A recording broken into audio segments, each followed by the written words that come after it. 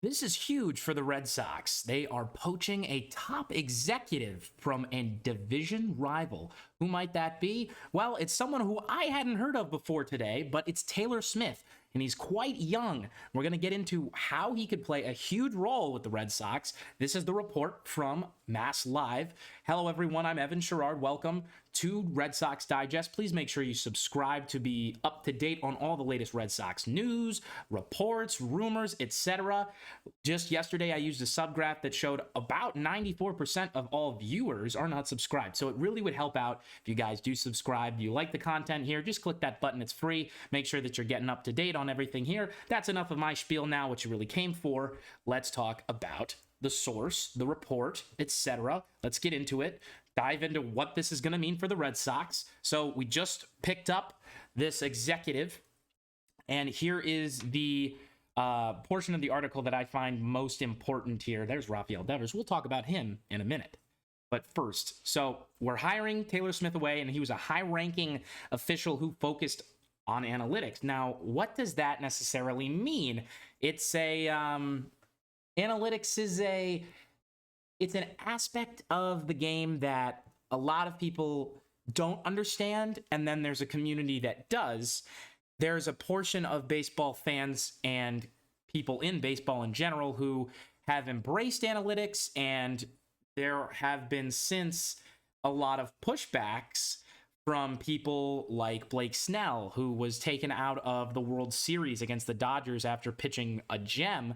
The Rays go on and lose that game, lose the World Series to the Dodgers, and that played a huge role, analytics, that is, played a huge role in Kevin Cash, their manager, pulling him out of that game. So that's just one example. But in this case, that's so broad. Is that what he means by analytics? Is he looking at it to grade players? Is he looking at it to, we're going to use analytics to, we're going to lower the admission price because analytics tell us blah? No, that's not what he's doing. And we have pretty much what we need right here with his role, as we'll wipe over to this graphic from Mass Live. This was taken from the Tampa Bay Rays media guide, and I'll let you read that. But basically, what he's going to do is he's going to evaluate the players, and he will overhaul what the Red Sox do to develop their players, etc. And I think that this is a welcome change. Now, this was his role in the Rays staff, and this article does explain that while we don't know what his official position is, I would be surprised if they don't use him in that exact role, but just use a different title for him. So Taylor Smith is going to be likely overhauling the way that the Red Sox are looking at talent that they have, evaluating them, and deciding on who's going to go where and whether we're going to keep these guys. And I think that's a really welcome change, because the Red Sox in the past, it just seems like we haven't done that to the best of our abilities. And I know we have the big four right now in prospects of Roman Anthony and Kyle Teal and Marcelo Mayer. It doesn't feel like this is what the Red Sox have had in the past, because the Red Sox have had bad teams that allowed us to draft those guys who were pretty much slam dunk. Oh yeah, let's go get him. I mean, it's a slam dunk. This is a top 10 pick. This kid's really good. We could have a scout from any other team tell us that, and we'd go get him. So we've got the prospects. Some of them have developed, and maybe that's just because they're great baseball players. But I haven't seen from the Red Sox a lot of guys who it's like, where was this guy? And wow, it just seems like everybody that we're developing in these minor league systems are players to watch. The Dodgers have been like that. The Houston Astros have been like that. And it's not all just guys you've heard of who are high in the draft, talked about. I mean, heck, the Dodgers traded Yordan Alvarez away to the Astros, and yet they still are in the World Series right now competing against the Yankees at the time of this being filmed. So my point with saying all of that in a long-winded format is that the Red Sox have needed something like this guy to just kind of change it up with how we're viewing talent. And I think at the big league level, this is really what I want to talk about today for the latter half of this video, is what's this going to look like for the Red Sox? How are we going to start evaluating the talent that we have here? Is it going to be something that's more day to day? Is it going to be something more analytics driven? Is it going to be over a long basis of time? And really, all we can do right now, based on what we know about the Red Sox, is guess on how they already do evaluate talent, because they're not going to go out and say, yeah, we evaluate talent this way, because why would a team tell you that? First of all, that's going to make other teams, you don't want to give advantages to other teams. That's the point. So Rafael Devers is one guy I want to touch on, because if Taylor Smith is evaluating Devers' game, he comes in with a blank slate and goes, all right, what is this kid good at? All right, he's your superstar. He's a slugger. His defense has improved, but is there a better spot for him? Is there a way for him to improve even more? Is he better suited at designated hitter? And that is the real thing that I'm interested in seeing if Taylor Smith explores. Because Devers has always had an upside with arm strength, and occasionally he makes these incredible plays that shows you like, whoa, okay, this kid's, he can be a flashy, great defender sometimes. But there are also the errors and the range factor and the health factor. And Devers, the less time he plays in the field, the more time he has to just focus on hitting, where he's already superb. And those of you who have seen the Red Sox over the past 5 years, you all know that when La Carita, Rafael Devers, is at his best, there's no getting him out. I mean, he hits any pitch, whether it's at his shin, up near his head, down near his ankles. It just doesn't matter. He's got a knack for hitting baseballs. It reminds me a lot of Vladimir Guerrero Sr., and I know he's gotten that comparison for almost a decade now. But if he's just focusing on hitting, do we see the power and the contact stay more consistent? Because 162 games, every professional sports season is a total grind. And the less that he's playing in the field, perhaps the better he is conditioned and the better he is behind the plate or beside the plate as a batter. So that's my touch up here on Rafael Devers, if Taylor Smith is going to have anything to do with the major league player evaluation, which I know he must. Now, Brayan Bello. This is an interesting one.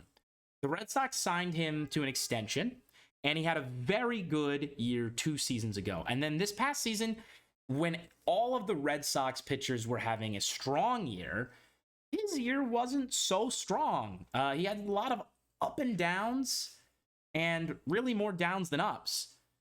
And I would be very curious to see how Bello is evaluated, because he is younger, extended for a while, and not being paid a ton of money. So it's possible that Pedro can be a bargain. And a lot of, sorry, I just called him Pedro because I was thinking of that. Brayan Bello, not Pedro Martinez, has gotten, I think, some of those comparisons. Their strikeout rate's not all that similar.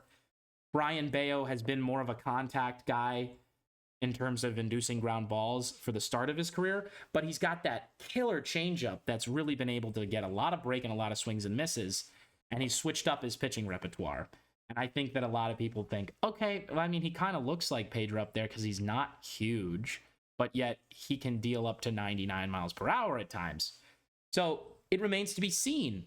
And I'm curious how Taylor Smith will evaluate a guy like Bello. Does he see this guy's going to be an ace? Let's put him up in the upper part of the rotation. He's a year away. This is his time. He's going to break out. Does he think, all right, I'm glad we've got him under contract, but Bello's really not this star pitcher. I don't really see it in his stuff. I don't see it in his location, the way he prepares himself.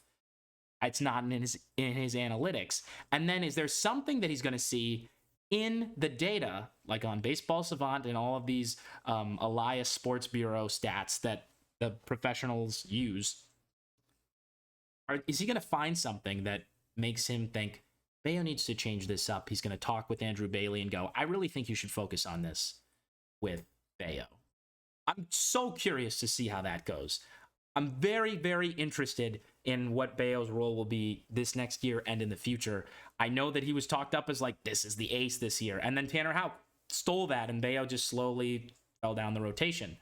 And then lastly, I think it will be really exciting is the #1 prospect in baseball, Roman Anthony, who's likely going to be sliding into that last outfield spot among Wilyer Abreu and Jarren Duran, another lefty. And we've talked so much, if you've seen the other videos on this channel, about bringing in a righty power hitter, and Tyler O'Neill being one of those guys who led the team in home runs. And he's a righty and he's a free agent. What's going to happen there? But Roman Anthony, talking about what's on roster and what players might be evaluated here by Taylor Smith differently, a change. I'm curious to see what he thinks of Roman Anthony once he gets a first-person perspective with him. Because Roman Anthony's had a meteoric rise where he's gone from the 4th prospect in the Red Sox system all the way up to 2, and now he's surpassed Marcelo Mayer, and that's exciting. This kid could really be a 5-tool player in the big league level, and that could be huge. That could absolutely turn this team upside down if Roman Anthony becomes one of those superstars, which the Red Sox really haven't had, where they're just 5 tools. This guy does it all. I know Jarren Duran's close to that, but it's not the same as Ronald Acuna Jr. or Fernando Tatis Jr. or Juan Soto. Juan Soto's not even a 5-tool player, maybe more of a 3.5 to 4, the defense now, as he's a Gold Glove contender. But having a guy who's just a game breaker, where Devers reaches that for streaks during the year and always is a tough out and an elite batter. But if you have that top 5 player in baseball, if Roman Anthony becomes that, and to see how Smith thinks Anthony is along his development, that could be really cool. And we're talking about this, I think all needs to be said. We're talking about this guy, Taylor Smith, who he's a former Rays executive known for evaluating talent. That's what he did in Tampa Bay. We're talking about him as if he's really good at what he does. And that's something that I think remains to be seen as well, because he was picked up and hired in Tampa Bay over 4 years ago now. And Tampa Bay, during that time, did go to a World Series in 2020. So that was one of his first years. And then they were competitive. And I think they were really good at picking the right guys for their team, even though they might not have been big money players, which is why the Rays have been so successful. In sort of a modified early Moneyball athletics approach, the Rays were able to build a team based on the guys they had and based on data that they had to compete and be really good and go to a World Series and nearly win it. The difference is the Red Sox hired the Rays general manager, not Craig Breslow, no, former Red Sox, now the general manager, hired Chaim Bloom in 2019 to really just kind of fix up the Red Sox to the ownership's likings. And they went with a Rays approach, a lot of fans said, because he came from the Rays. And the biggest backlash he received was, well, you can't do the Tampa Bay Rays with Boston. We're a big league club. And, we got to spend money. Mookie not being here anymore, that's a tough loss. And we gotta start spending money. And that's really what it sounded like here. It was just a lot of complaining about, all right, we're just going to be like, oh, we got to win with just the data, and we're a small market team. We're not a small market team. And that's the one thing that I would be afraid of. But again, player evaluation has nothing to do with we're not going to spend this money, because he doesn't make those decisions. Now, that could mean that same thing, though, that the owners are like, okay, we want to have really good player evaluation or the Rays style so that we can sort of do that. And it's been successful. Like the rentals the Red Sox have picked up have been good, but you need that punch. And we're not getting that right hook right now. And hopefully the Red Sox will do that. And so as I wind down this video here, those are pretty much all of my thoughts. I'm concerned about the approach the Red Sox will take, especially after saying we're going after it this next year. But I'm excited to see what it's going to mean now that we have a player evaluation that's going to be changing as Taylor Smith comes in. So that's all I have for you. I'm Evan Sharrard. Thank you for watching Red Sox Digest, and I will see you all next time. So long.